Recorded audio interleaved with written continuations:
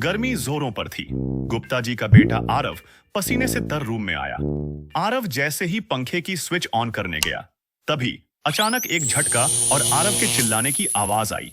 गुप्ता जी दौड़ते हुए आए। अरे बाप रे, बिजली का झटका। गुप्ता जी तुरंत मेन स्विच बंद कर देते हैं।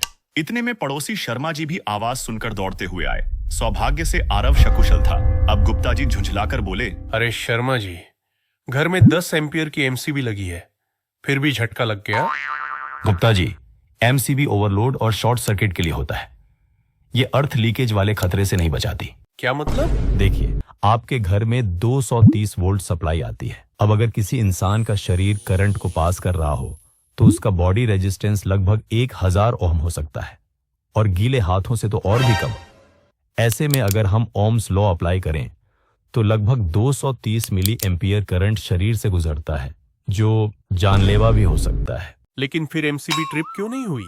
एमसीबी का रेटिंग देखिए, 10 एम्पियर, यानी जब करंट 10 एम्पियर से ज्यादा हो तब वो ट्रिप करेगी।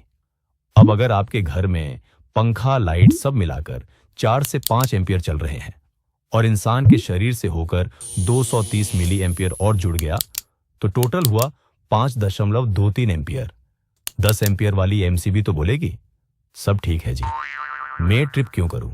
मतलब एमसीबी को फर्क ही नहीं पड़ा कि मैं बिजली के झटकों से मर ही जाऊं।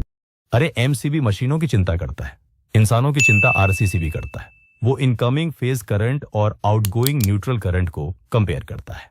अगर दोनों की वैल्यू बराबर है मतलब सब ठीक है। लेकिन जैसे ही कोई करंट अर्थ के रास्ते लीकेज हो जाए, यानी किसी इंसान के शरीर से होकर जाए, तो फेज और न्यूट्रल करंट में फर्क आ जाएगा।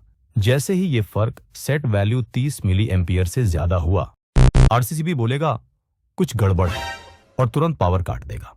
मतलब अब समझ आया, झटका खाने के बाद ही दिमाग दुरुस्त होता है। और आरसीसीबी लगवाने के बाद झटका भी नहीं लगेगा। अगले ही दिन गुप्ता जी ने इलेक्ट्रीशियन बुलवाकर आरसीसीबी फिट करवा दी।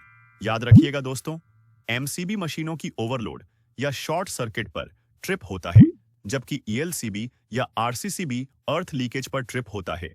ऐसी ही टेक्निकल पर सरल वीडियोस के लिए सब्सक्राइब जरूर करें।